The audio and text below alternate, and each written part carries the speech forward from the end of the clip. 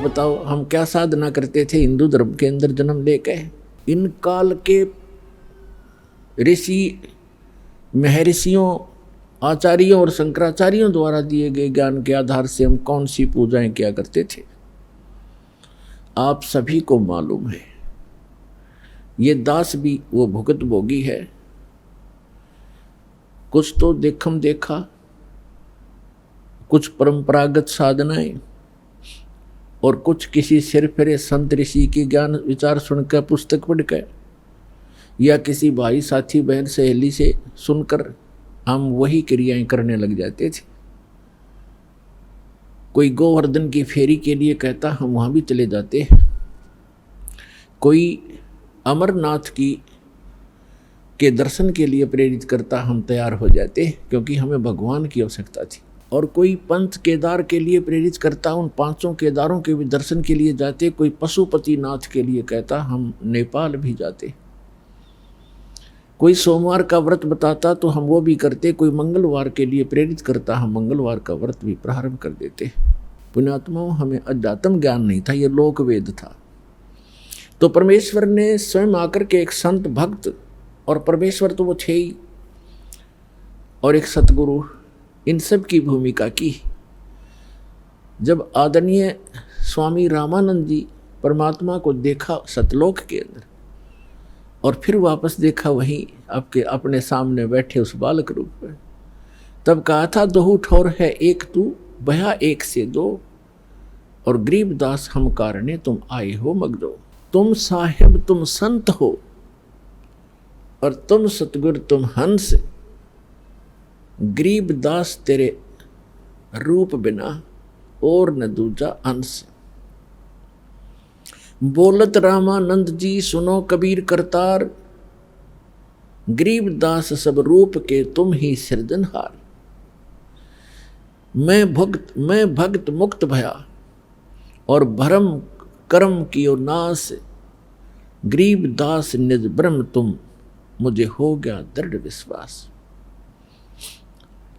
तो परमात्मा के विषय में कहा स्वामी रामानंद जी ने कि तुम साहिब माने परमात्मा। जैसे आपको डेफिनेशन ऑफ गॉड सुनाई थी प्रथम दिन, तुम साहिब माने परमात्मा, सर्वश्रेष्ठ प्रभु। वैसे तो साहिब हम सभी के साथ लगाते हैं, जैसे तहसीलदार साहब, एसडीएम साहब, डिप्टी कमिश्नर साहब, कमिश्नर साहब, मंत्री साहब और प्रधानमंत्री साहब और मुख्यमंत्री साहब, ये सारे साहब हैं। लेकिन इन फैक्ट जब साहब पूछेंगे कि सुप्रीम कौन है, तो प्रधानमंत्री और उसके बाद माननीय राष्ट्रपति, ये हमारे साहब हैं, वो हैं असली साहब। तो इसी प्रकार ये अन्य देव जो हैं, श्री ब्रह्मा, श्री विष्णु, श्री शिव जी, ये एक विभाग के मंत्री एक ब्रह्मांड के अंदर ओनली। जैसे कोई राज्य का मंत्री हो और उसको हम प्रधानमंत्री की संज्ञा देते हैं, उसकी उपमा देते हैं, तो हमारी वो अज्ञानता का प्रतीक है, वो सच्चाई नहीं है।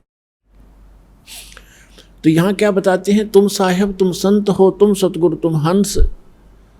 सतगुरु भी आप ही हो, यथार्थ ज्ञान देने वाले, और तुम हंस।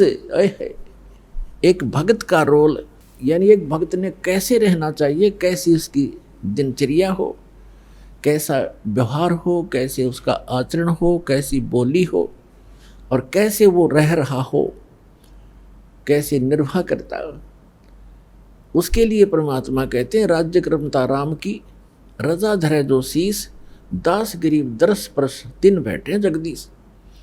कि जो परमात्मा ने आपके प्रारब्ध में लिख दिया, उसके आधार से आप जीना सीखो।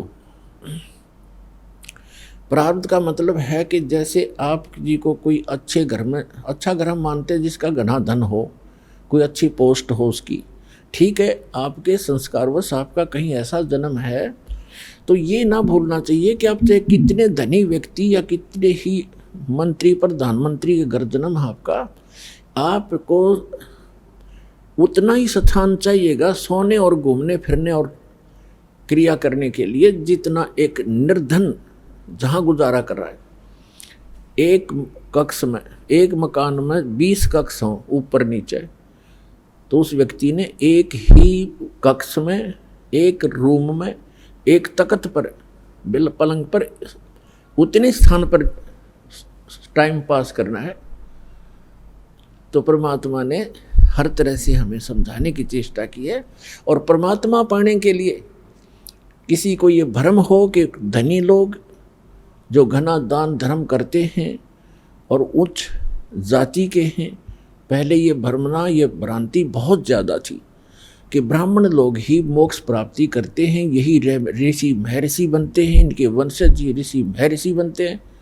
तो परमात्मा ने ये सारी फड़क निकाली थी, ये सारी भ्रांतियाँ निवारण करने के लिए एक गरीब दुल्हाए की भूमिका की थी कि परमात्मा के भक्त को घड़ी जरूर आवश्यकता नहीं होती, और जब आवश्यकता होती है तो परमात्मा से कुछ छुपा नहीं, उसको सब पता होता है।